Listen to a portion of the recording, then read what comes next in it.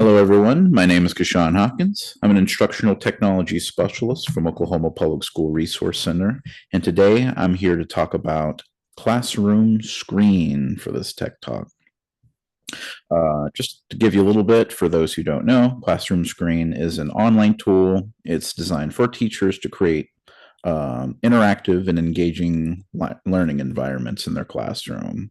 It's a web-based platform, so it's really accessible from a bunch of different devices and offers a variety of about 19 tools, I believe. Yeah, 19 tools to help them manage their classroom activities and help keep students engaged and focused.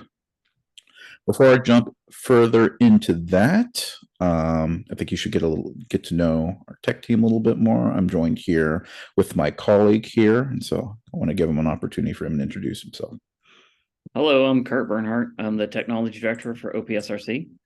Kashawn and I make up the technology team here. We're here to help you with any technology needs you have, from internet into the building to technology in the hands of students. Just reach out to us. Kashawn will tell you how. Yep. Thank you, Kurt. I appreciate that, man. The best way to do that is to reach us is through our email at techteam@opsrc.net.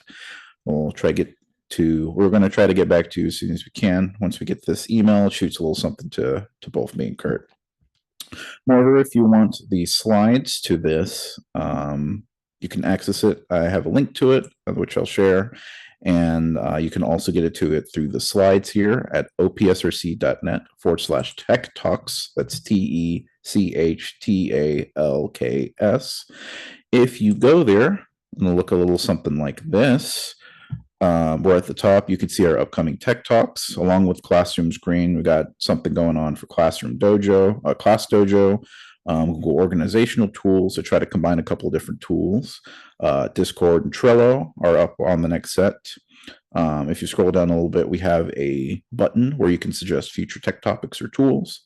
And at the bottom of the page is our archive Tech Talk. So this is where all of our recordings and all the slides come down over here. Each Tech Talk has a video and a slide, and I go over topics such as technology standards, tech integration models, special interest topics, individual tech tools, very much like this one. So there's tons of information in there. I think it's a great resource to use if you're just looking for ideas or you want to familiarize yourself with a bunch of different tools. It's all out there. And speaking of which, let's talk about the tool you came here for, which is ClassroomScreen. So here is an example of one of the screens that I've created, and it's filled with a couple of different widgets. You can see text widgets on the left side. You see a way to join the interactive piece here, and then I have a question. In fact, if you want to, I'm going to do it myself as well. I'm going to engage with a question, so you can do that by going to joincrs.com. That's joincrs.com. And then enter this lovely code here, or you could scan this QR code and it'll do all that for you. You can also do it through your whatever computer that you're using to access this meeting. You can do it as well. It's very accessible in terms of, engaging with these pieces over here. And so I have this lovely little question. It should show up on your devices as well. What year did Oklahoma become a state in the United States? So I'm going to join this. Ooh, excuse me. With my phone. You should see an enter your code screen when you go here. So I'm going to type that in real quick.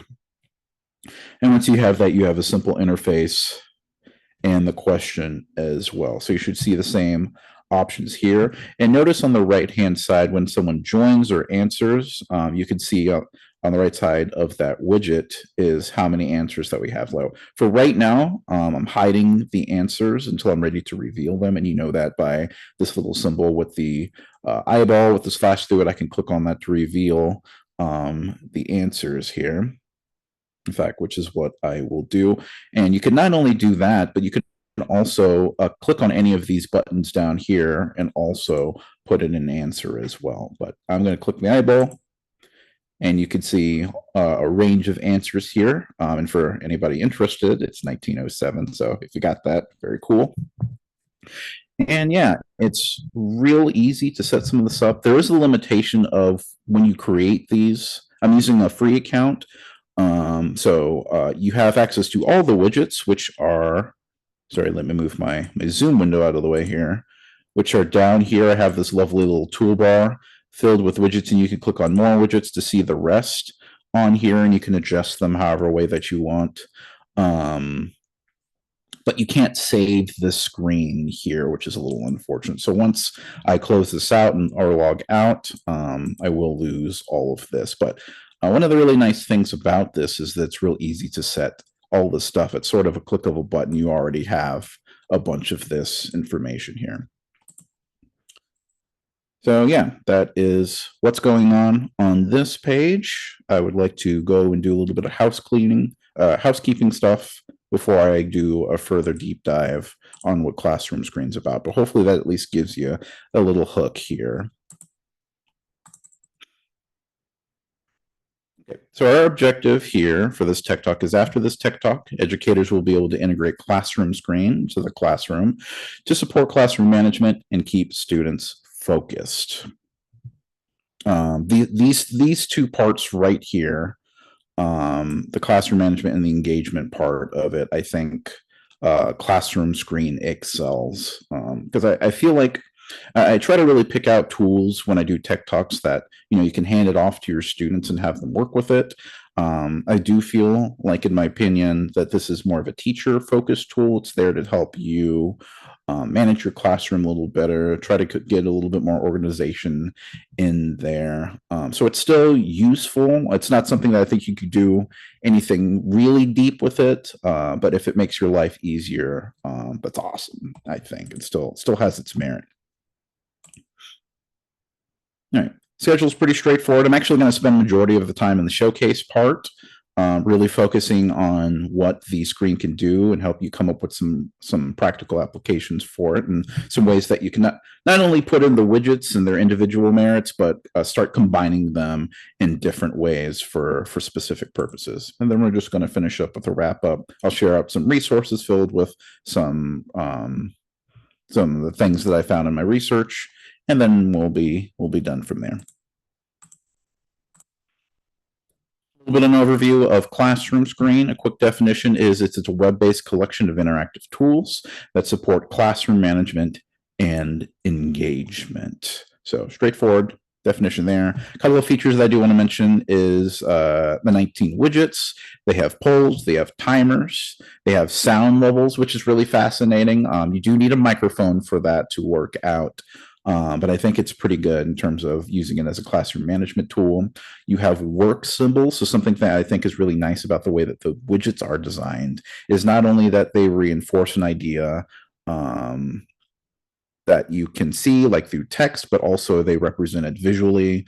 And even some of them have auditory cues on it. So it makes it really nice that it engages students on multiple levels.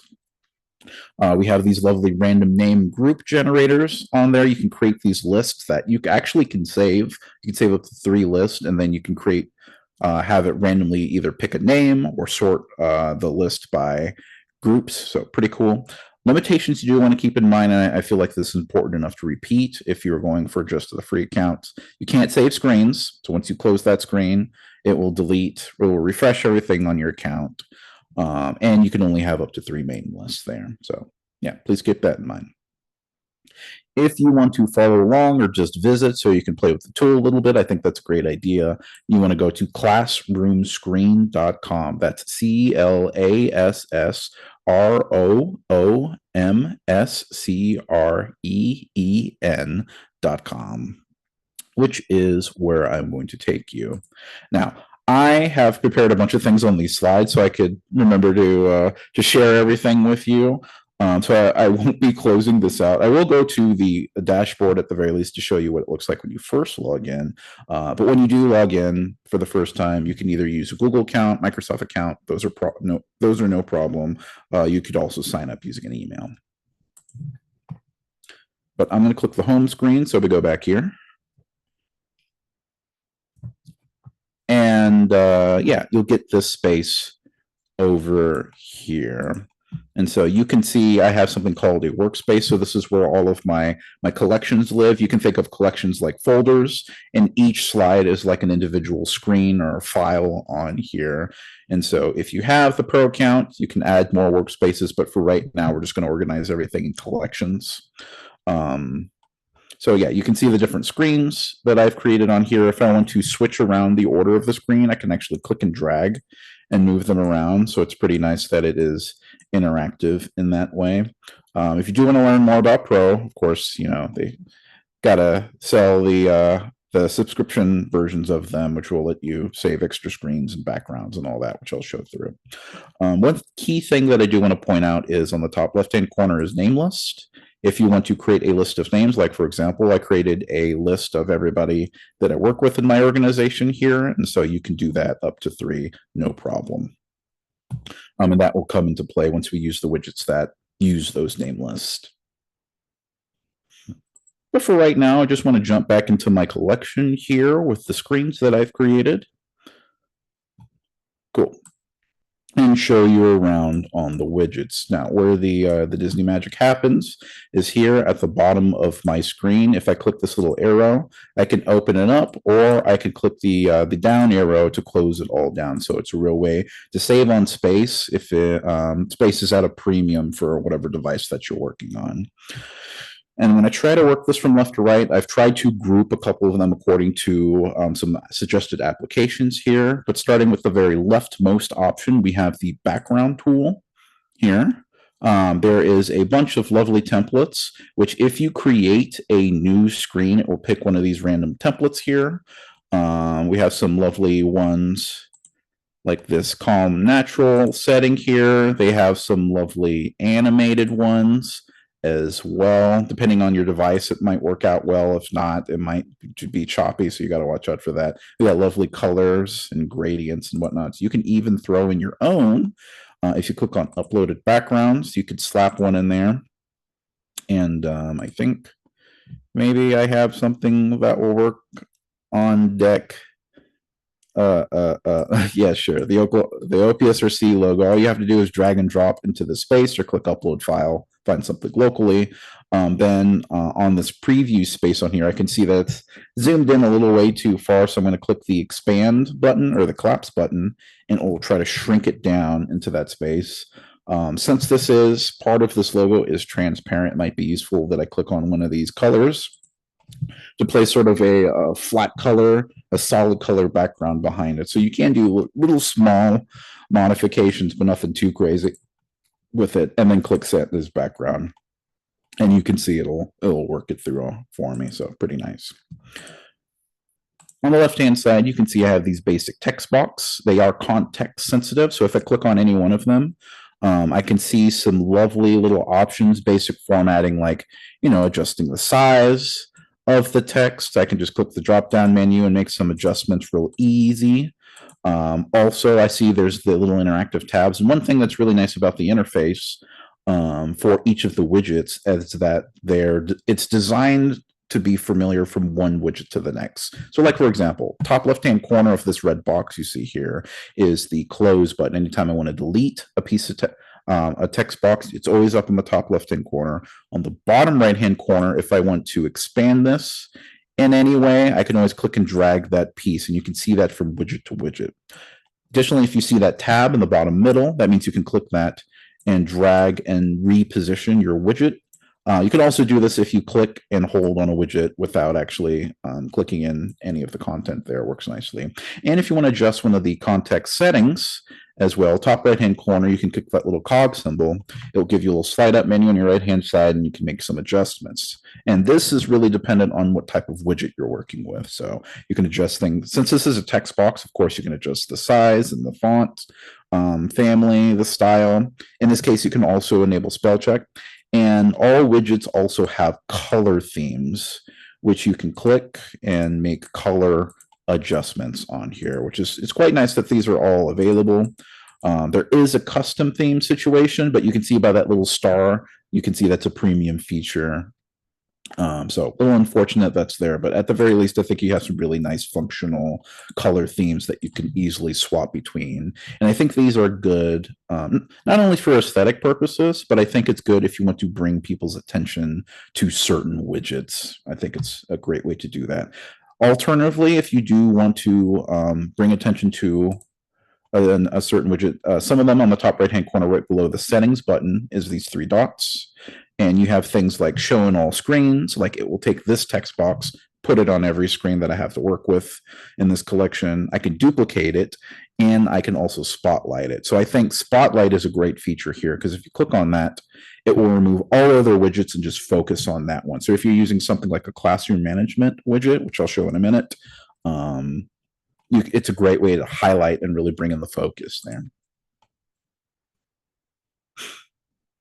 One last thing about settings that I want to mention here, I don't even have to scroll to the bottom, but every widget comes with the color theme settings at the bottom, and also right below it, you can it's a little grayed out, so it's a little hard to see, but on the bottom right-hand corner, you can see where it says learn more about this widget. And I think this is really great. It brings resources built in right where you think you're going to need it here. So if you're having trouble with any of these settings, or if you want to try to do something really specific, you click on the learn more about this widget, and it'll open up a separate screen where it will link to the help article here and try to break it down. So these are usually really straightforward, some text, some image on here, some great stuff. And you can get a lot of extra information on here, especially on the more complex widgets. Okay. Now, let's say I want to add some more text on here. All I have to do is go and click on this option on the bottom where it says text.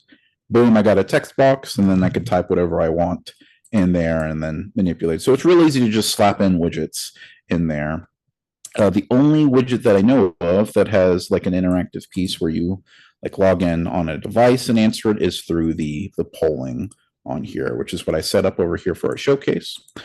This one's already made, but if I select it, and then click on the settings, get the little slide out menu. I could make adjustments, like for example, I could change the question type. Right now it's on multiple choice, but you could do smileys, you could do true and false, no problem.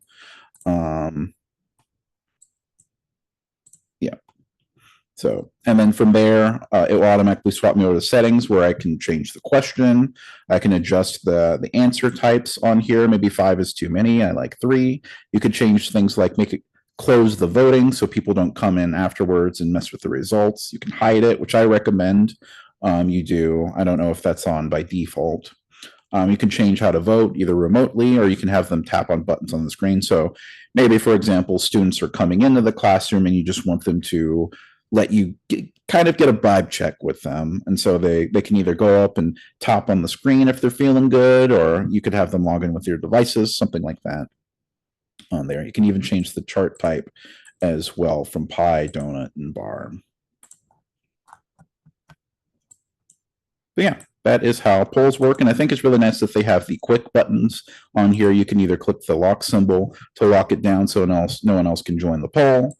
You could choose to hide or reveal the results. It's all there at the click of a button, or if you're using like a touch screen and projecting this in some way, you can interact with it, no problem. And I think that's one of the real good strengths of this platform here, is it works so nicely with those touch devices there, those touch displays. Okay, let's talk about some other widgets here. So I have these different widgets here. It's a little bit cluttered. You probably not want to use all of these at the same time, but I'm hoping to showcase and show you some ones that I think work really well in terms of classroom management.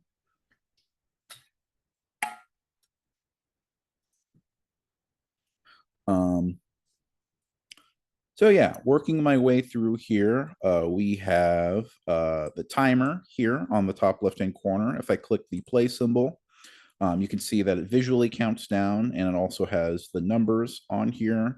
And when the numbers get low enough, you can see it changes red to let people know that time is about to run out.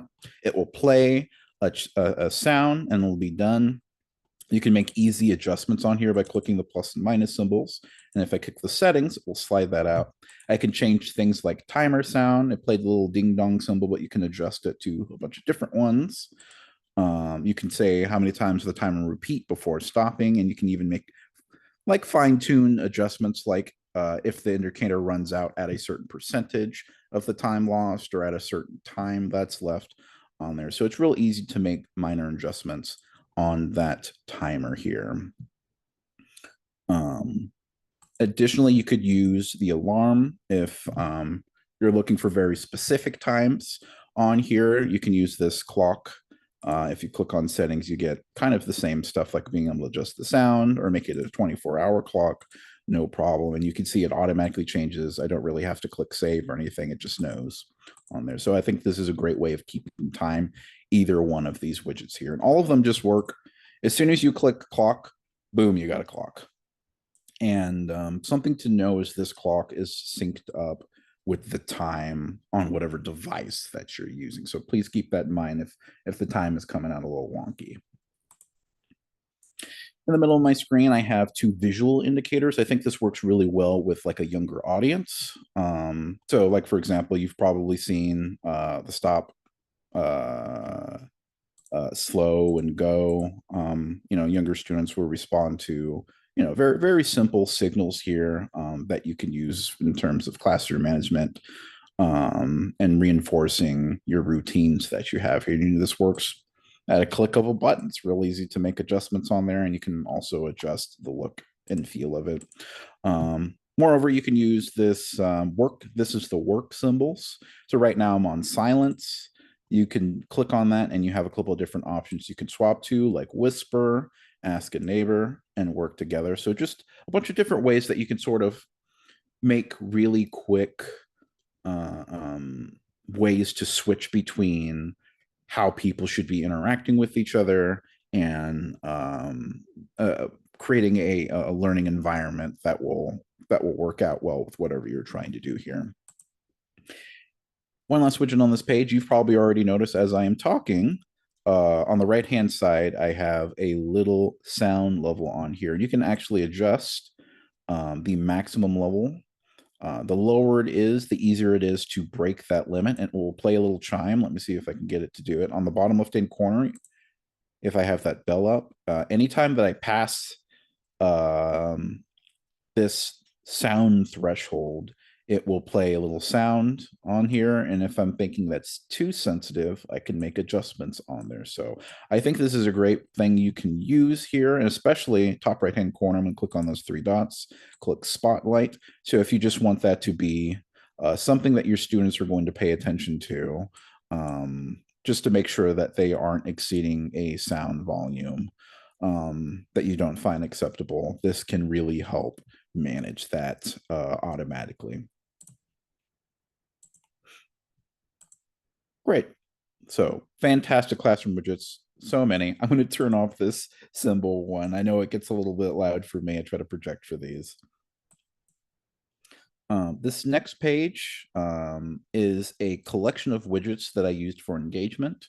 The way that I've done this is in the style of a math question, but you can really use it in a bunch of different ways. Like, for example, I'm using the top left-hand corner to display the question. What are the solutions to y equals x squared minus 9? And I have a bunch of answers there in my poll that students can engage with.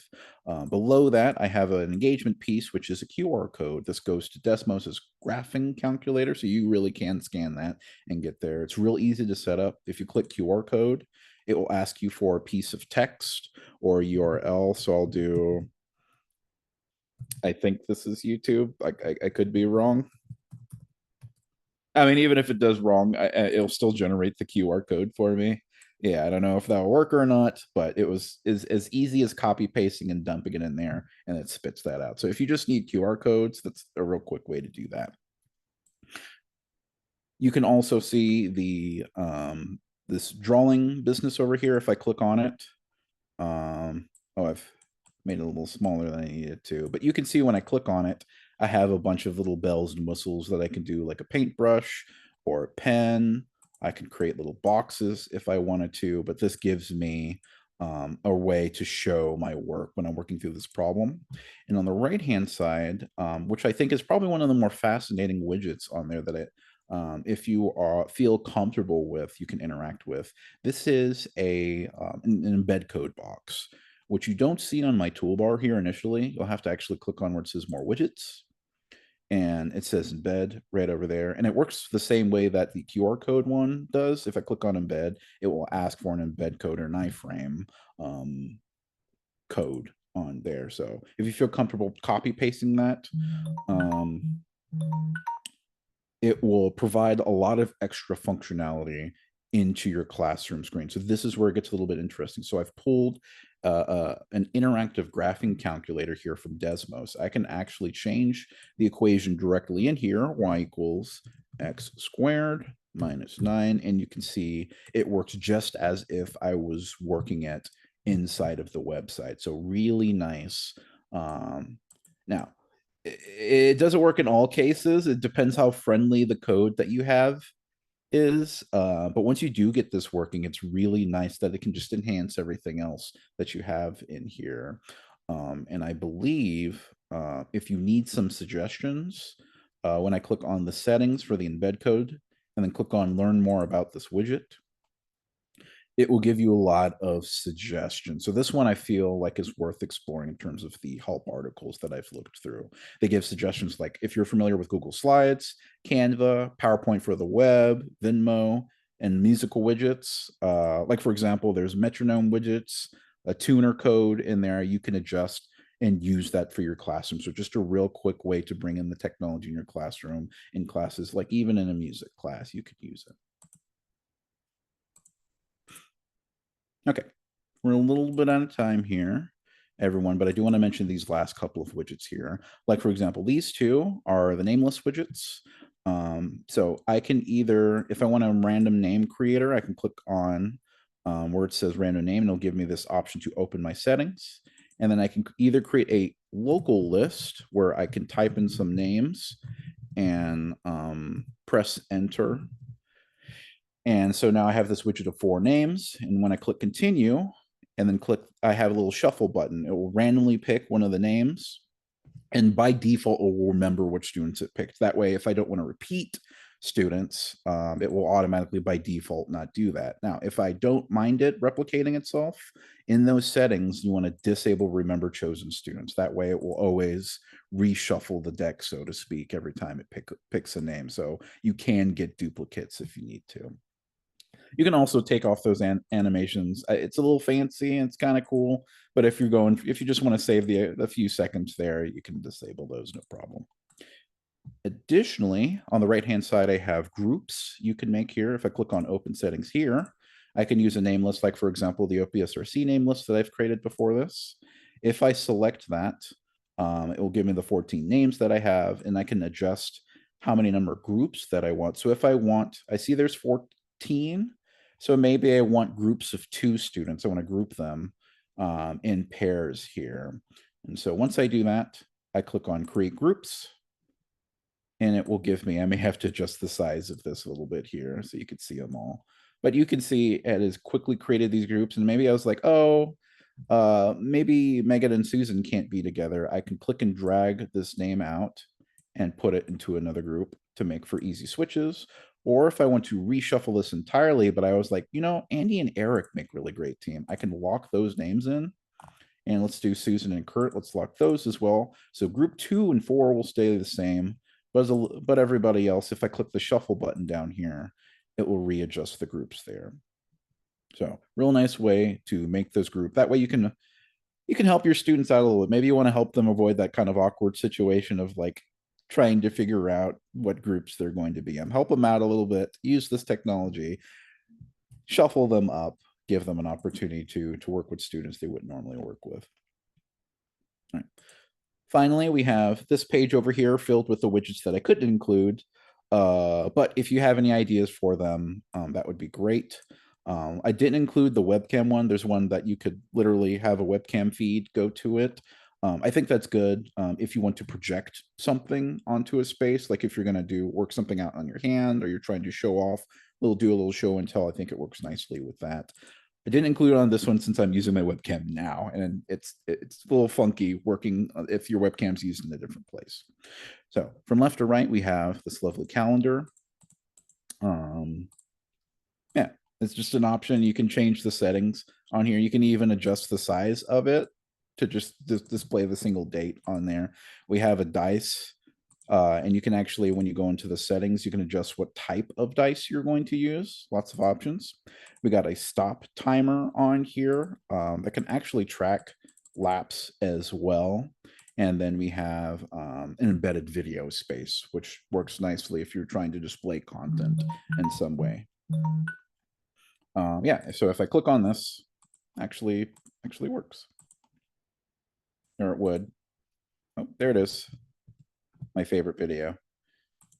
Okay, cool. So yeah, that is a nice list of the widgets here. I recommend that you go in and play with and find the ones that work quite nicely with you. If you want to, you can click and drag these widgets here.